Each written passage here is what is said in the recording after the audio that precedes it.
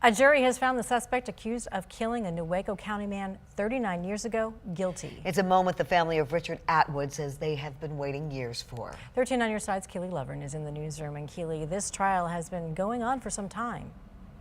Yeah, 3 weeks ago on Halloween is when it started. It just wrapped up today with the jury finding the suspect Roy Snell guilty of murdering Richard Atwood. 25-year-old Rick Atwood was last seen on August 10, 1983 in White Cloud in Newaygo County. Did you ever see Rick Atwood again? Rick's body has never been found, but nearly 40 years later, this man, Roy Snell Jr., has been convicted of his murder. That there was an extensive physical search for the body of Rick Atwood, correct? Correct, sir. 2 months after Rick went missing in 1983, his 75 Trans Am was found 50 miles away at a service station in Grand Rapids. There was no one in the car, but investigators and experts say there was parts of a broken shovel and blood inside. This would be the shovel handle that was recovered from the trunk of the vehicle.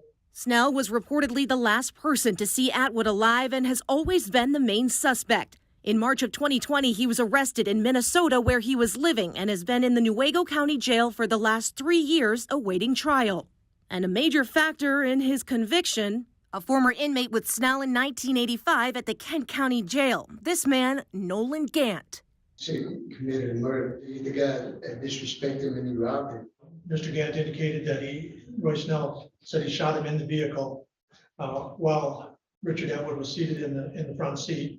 This is consistent with the blood on the center console draining down and into the back seat. Did he say how many times he shot him in total?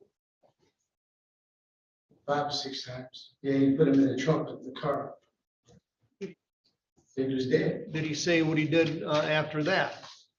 So he took him to his property and he buried the guy. In a statement sent to 13 on your side, Rick's family tells us this was the day they've been waiting for. They say they're extremely grateful for the team behind the verdict. And even though they finally have justice for Rick, it doesn't take away the pain of losing him. Now in Michigan, felony murder carries a mandatory sentence of life in prison without parole, and the weapons charge adds 2 years to any sentence. Snell's sentencing date is scheduled for January 9th.